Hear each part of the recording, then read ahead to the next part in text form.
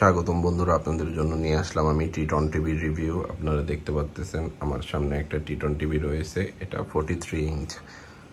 আজকে আপনাদেরকে জানিয়ে দিব যে টি-টোন টিভির 5টি খারাপ দিক এবং ভালো দিক। তাছাড়াও এটা আমার একটা ইউজার রিভিউ থাকবে। এই টিভিটা প্রায় আমি 2 বছর হয়ে যাচ্ছে ইউজ করতেছি। টিভিটার কোয়ালিটি কেমন সবকিছু আপনাদেরকে আমি একটা ধারণা দিয়ে দিব। আপনারা জেনে থাকবেন যে আমার এখানে আগে একটা 65 ইঞ্চির জেবিকো টিভি ছিল। ওই টিভিটার প্রবলেম নিয়ে আপনাদের সাথে আমি কথা বলেছিলাম। ওই টিভিটা কিন্তু আমার 4 মাসের মধ্যে নষ্ট হয়ে গেছিলো। তারপর আমি টি-টোন টিভিটা কিনি। জেবিকোটা 4 মাসের মধ্যে, হয়তো আপনারা তো আগের ভিডিও দেখলে বুঝতে পারবেন। জেবিকোর ভিডিও যারা দেখছেন হয়তো তারা জানেন যে টিভিটা কিছুদিনের মধ্যেই একবার অপারেটিং চলে যায় ওই টিভিটার। তারপর আপনার তার 2-3 মাস পর প্যানেলের মধ্যে এখান দিয়ে একটা দাগ হয়, ব্ল্যাক একটা স্কেল পড়ে যায়। ওটা আমি ঠিক করাইছিলাম 5,000 টাকা দিয়ে। তার আগে যখন সফটওয়্যার অপারেটিংয়ে প্রবলেম হয়েছিল তখনও ঠিক করাইছিলাম। তারপর টিভিটা আমার বিক্রি করে ফেলতে হয়েছে 25,000 টাকা। ওটা আমি 65,000 টাকা দিয়ে নিয়েছিলাম। তারপরে এই টিভিটা নিয়েছি। মোটামুটি এই টিভির সব কিছুই ভালো আছে। ভালোর চাইতে আমি খারাপটাই আগে উল্লেখ করবো আপনাদের কাছে। ভালো জেনে কি করবেন, ভালোর খবর সবাই দেয়, খারাপের খবর কেউ দেয় না।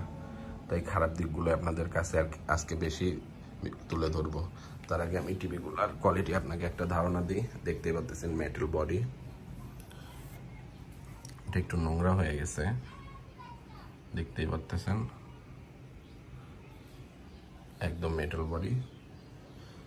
পোর্টস এন্ড বাটনগুলো দেখতে পাচ্ছেন। টিভিটা নোংরা হয়ে গেছে, টিভিটা তেমন ইউজ করা হয় না তো। এটাতে আপনারা মোটামুটি সব ফিচার্সই পাবেন, ফেসবুক, হোয়াটসঅ্যাপ, ইমো, আর কি একটা অ্যান্ড্রয়েড টিভিতে যা করা যায় আমি আপনাদেরকে একটু ইউটিউবে ঢুকে দেখালাম। এটার অপারেটিংটা মোটামুটি যথেষ্ট ফাস্ট বলা চলে। তাছাড়া এই টিভিতে একটা সাউন্ড বার আছে, হয়তো এখন নেট নাই তাই দেখা যাইতেছে না। আর যেহেতু এগুলো বড় টিভি, এগুলোতে ডিশ ব্যবহার করবেন না, ডিশ ব্যবহার করলে খুব গোলা দেখা যাবে। আপনারা চেষ্টা করবেন সবসময় আকাশ কানেকশনটা নেওয়ার। দেখতেই পাচ্ছেন আকাশ নিলে হবে কি আপনার অসাধারণ একটা টিভির কোয়ালিটি পাবেন। তো অবশ্যই আকাশই নেওয়ার চেষ্টা করবেন, তাহলে ডিশটা খুব ভালো দেখতে পারবেন। এই টিভি সব কিছুই ভালো, কিন্তু টিভির 2 বছর হওয়ার পরে এখন যদি আমরা টিভির সাইড অ্যাঙ্গেল থেকে দেখি, আপনাদেরকে আমি দেখাচ্ছি। আমি একটা অন্য কিছু ওপেন করি যেটা হোয়াইট কিছু দেখাবে। হয়তো এখনো খালি চোখে ধরা পড়তেছে না, কিন্তু প্যানেলটা একটু র্যাশ আইসা পড়ছে 2 বছরের মধ্যেই। এর মধ্যে 2-1বার হ্যাং হয়েছিল, আর 2-1বার প্যানেলের নিচে মার্ক পড়ছিল, লাইন মার্ক যেটাকে বলে, সেটা আবার চলে গেছে। এটা 6-7 মাস আগে পড়ছিল, তারপরে এখনো ভালো চলতেছে। আর এই টিভিটা 2 বছর ওয়ারেন্টি দিছিল, আর কি এক্সচেঞ্জ করে দিবে। 2 বছরে কিছুই হয় নাই আলহামদুলিল্লাহ। ওই যে একটা লোক টিভির মধ্যে অনেক কথা বলে না, যে 2 বছরের মধ্যে টিভি চেঞ্জ করে দিব, নষ্ট হইলে পাল্টাই দিব, ওই তার দোকান থেকে কেনা। তাছাড়া ওভারঅল এই টিভির সব কিছুই ভালো। সাউন্ড বার দেখতে পাচ্ছেন, আগের টিভিটার মতো অনেক প্রবলেম নাই এই টিভিটায়। মেটাল বডির জন্য একটু খারাপ লাগে, ব্ল্যাক হলে ভালো হইতো। এই টিভিটার সেটিং আপনাদেরকে ঢুকে দেখাচ্ছি। এই টিভিটা কয় জিবি র্যাম, কয় জিবি রোম। এই টিভিটা দিয়ে আপনারা চাইলে গেমসও খেলতে পারবেন। কানেক্টিভিটি, নেটওয়ার্ক দেখতে পাচ্ছেন। অ্যান্ড্রয়েড আপডেট করতে পারবেন চাইলেই। আমি এখন আপডেটে যাইতে চাইতেছি না, অ্যাবাউট দেখাই দিতেছি। এই টিভিটা রয়েছে 2 জিবি অ্যান্ড 16 জিবি।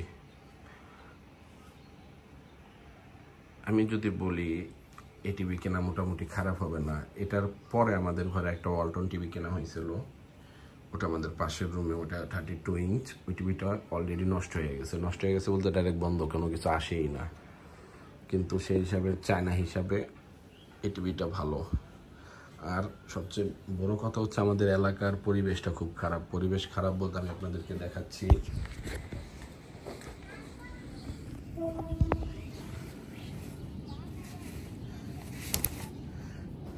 দেখতে পাচ্ছেন বাড়ির পিছনে পানি আসে, ঠিক আছে।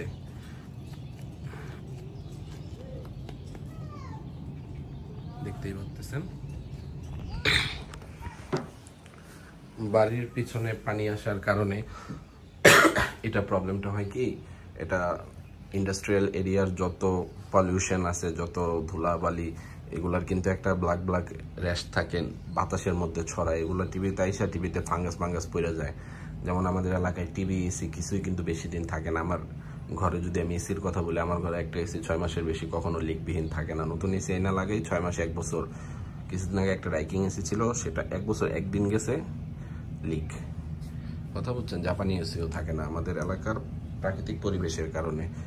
বাংলাদেশের প্রায় অঞ্চলে কিন্তু এরকম প্রাকৃতিক পরিবেশ থাকে যে একটা সিজন থাকে 2 মাস পানি আসে, 2 মাস 3 মাসের জন্য।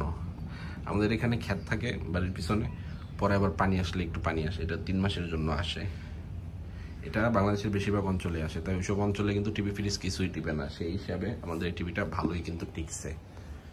তাহলে যদি একটু ভালো অঞ্চলে চালাই তাহলে টিভিটা হয়তো আরও ভালো টিকবে। তাছাড়া ওভারঅল সব কিছু ভালো। এই টিভির সাউন্ড কোয়ালিটি ভালো, এই টিভিতে স্ক্রিন মিরর আছে, মোটামুটি সবই আছে। আমি আপনাদেরকে দেখিয়ে দিচ্ছি। রিমোটটা দেখতে পাচ্ছেন, রিমোটটা খুব গর্জিয়াস একটা রিমোট।